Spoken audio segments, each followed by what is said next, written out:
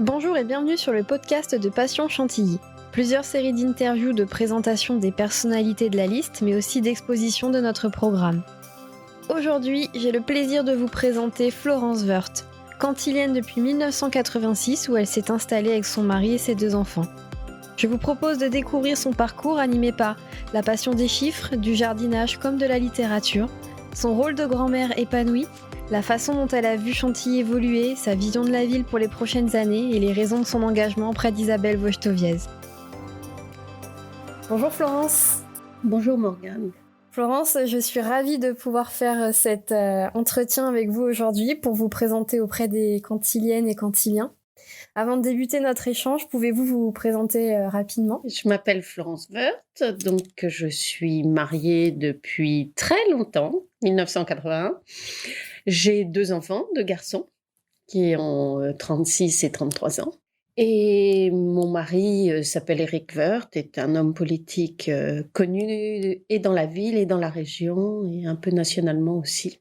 Florence, lorsque je vous ai rencontrée il y a quelques mois, j'ai découvert une femme inspirante par son parcours, notamment par vos études à HEC, à une époque où l'école venait juste de s'ouvrir aux femmes et d'autant plus de par la spécialité que vous aviez choisie, la filière finance avec seulement 10% de femmes, je crois. Preuve d'une réelle détermination. Et aujourd'hui, vous êtes directrice du siège de la FIA, qui est la Fédération internationale de l'automobile. Mais avant ça, vous avez travaillé dans la finance et notamment géré des portefeuilles de fortune. Et en s'arrêtant uniquement à cela, on ne pourrait pas imaginer tout ce qui vous anime réellement dans la vie.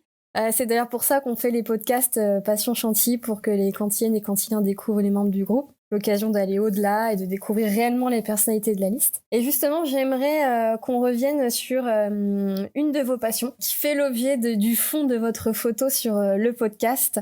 Est-ce que vous pouvez nous en dire plus sur cette passion ? Alors ma passion, une de mes passions, mais celle-ci est une passion très importante, surtout quand on habite Chantilly, ce sont les jardins. Et effectivement, j'ai toujours vécu dans un milieu où il y avait des jardins, mes grands-parents, mes arrière-grands-parents. Et j'ai toujours été très imprégnée de nature dans toute ma jeunesse. Et quand je suis arrivée à Chantilly, j'ai eu la chance d'avoir une maison avec un jardin. Et là, j'ai vraiment appris le jardinage et l'amour de composition des jardins, l'amour des fleurs, le rythme de la nature, qui est quelque chose de très important quand on est jardinier. Et donc, tout ça fait que j'ai une passion, une réelle passion pour les jardins. Et ceux qui font les jardins aussi, parce que chaque jardin est le reflet d'une personnalité. Et justement, je crois que vous vous êtes déjà investi à titre bénévole pour les fleurs à Chantilly pendant plusieurs années, c'est ça ? Bien oui, mon mari est devenu maire en 1995 et on connaissait déjà ma passion pour les jardins. Et il m'avait demandé d'être conseillère bénévole des services des jardins de la mairie. Donc à cette époque-là, donc il y a quand même un certain nombre d'années, 24 ans. J'ai avec les jardiniers municipaux qui étaient très volontaires, qui avaient envie de changer les choses. Donc, on a beaucoup travaillé ensemble et donc on a rénové les massifs, on a apporté des nouvelles plantes, on a apporté de la couleur, des constructions de massifs qui n'existaient pas. Ça, c'était un temps. Et puis, il y a quelques années, comme pour beaucoup de choses, on est passé à une optique un peu plus durable. Et donc, au lieu de mettre des annuels comme on mettait pendant de très longues années, on est passé à des massifs de vivaces, c'est-à-dire des fleurs qui refleurissent tous les ans. Alors, j'ajouterais aussi que j'ai une autre passion. J'étais conseillée pour les décorations de Noël. C'est un bien grand titre, mais ça a quand même permis des choses intéressantes. Et la mairie a voulu changer les décorations de la rue du Connétable, donc c'est vrai que j'ai été là pour choisir, pour trouver ces décorations qui s'appellent les jardins cantiliens, d'ailleurs, il faut le savoir. Et que maintenant, il y a presque plus de 20 ans qu'elles sont là. Et je crois que c'était une vraie réussite pour cette rue du Connétable. Et d'ailleurs, il y a une autre de vos valeurs, c'est la famille. Vous parlez beaucoup de votre famille, de vos 2 garçons et de votre petite fille, qui sont votre plus grande fierté. Et votre voiture, d'ailleurs, a sur sa banquette arrière le siège auto pour enfants. Démonstration d'une grand-mère investie et souvent présente. Comment avez-vous vécu ces années en famille à Chantilly et aujourd'hui en tant que grands-parents ? Quand nous sommes arrivés à Chantilly, les enfants étaient tout petits. Le second marchait pas d'ailleurs. Et donc, ils ont fait toute leur scolarité à Chantilly ou à Gouvieux après ou à Senlis. Bon. Mais l'école primaire, la maternelle, l'école primaire, ça tout s'est fait à Chantilly. Donc, j'ai vécu, j'ai connu, je revois encore les maîtresses de mes enfants d'ailleurs, et c'est toujours un bonheur de reparler de ces années. Ça a été une période formidable et en même temps difficile parce que je travaillais sur Paris. Donc, je pense que tous les gens qui travaillent sur Paris, surtout les mamans, savent combien c'est difficile de concilier cette vie de famille, de jeunes enfants et son travail et des transports parfois un peu difficiles et qu'on est souvent dans un stress qu'on aimerait mieux éviter pour arriver à la maison, détendu, prête à écouter. C'est pas toujours possible.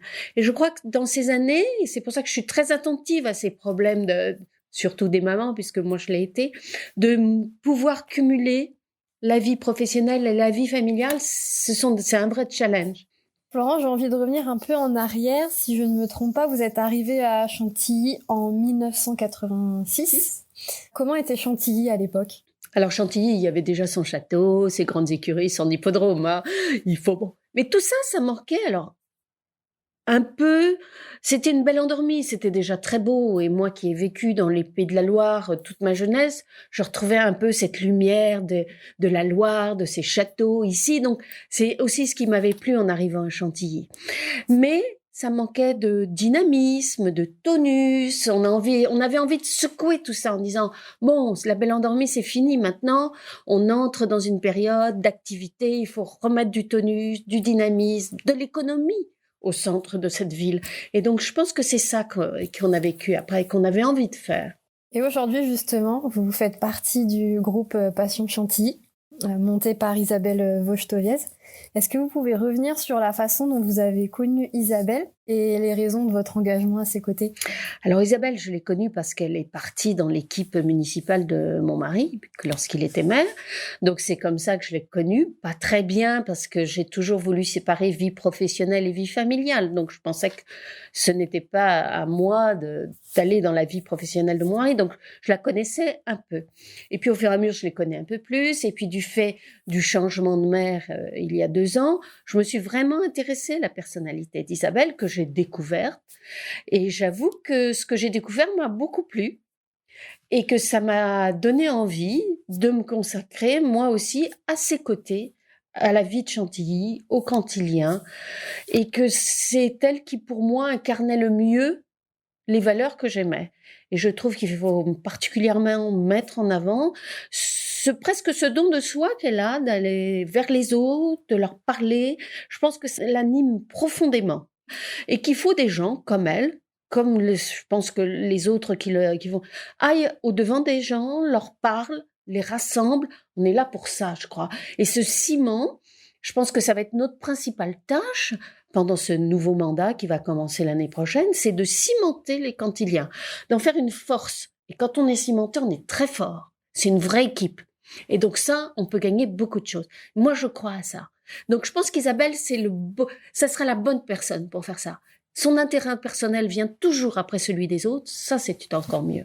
En préparant ce podcast, vous m'avez confié adorer la lecture et que votre imaginaire s'était justement construit dans la lecture par le style de certains auteurs. Et en même temps, vous adorez les chiffres.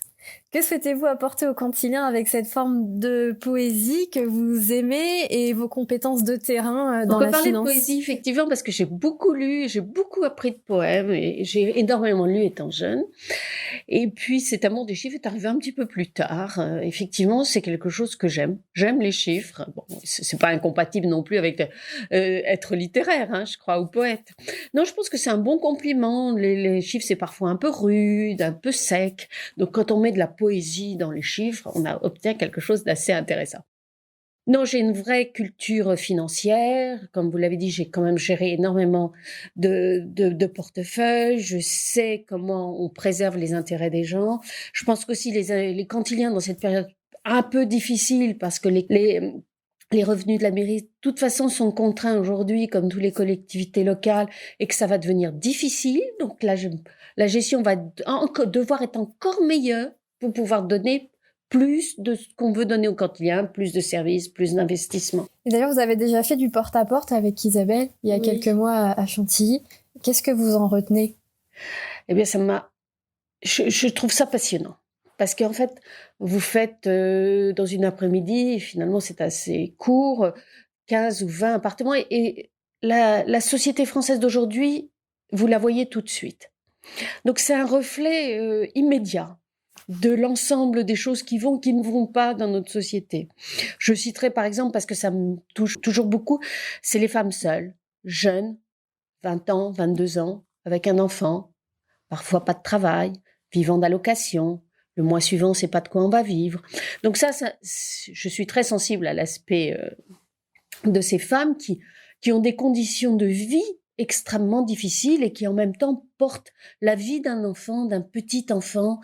Et je trouve que c'est ce qu'on voit tout de suite. C'est là où c'est bien, où là où vous entendez les gens vous dire « moi j'ai envie de ça, voilà ce qui va pas ». Je pense que c'est à ces moments de grand contact, je dirais de très grande proximité, que vous entendez les choses. Et ça, il faut les entendre pour les comprendre. Et pour finir sur notre tradition de fin de podcast, Florence, si vous deviez donner un adjectif à Chantilly, lequel serait-il et pourquoi ? Moi, je dirais extraordinaire, non ? C'est exceptionnel. Je ne veux pas vous dire que c'est le plus bel endroit du monde, mais il y a quand même un concours, les grandes écuries. Et moi, très fréquemment, on dit c'est le plus beau bâtiment 18e qui existe au monde. Donc ça, c'est des joyaux qu'on ne trouve pas ailleurs. Donc je dirais exceptionnel. Je vous remercie beaucoup, Florence, pour cet échange. Non, c'est moi. Merci, Morgane. Je vous donne désormais rendez-vous la semaine prochaine pour découvrir une nouvelle personnalité de Passion Chantilly. À bientôt.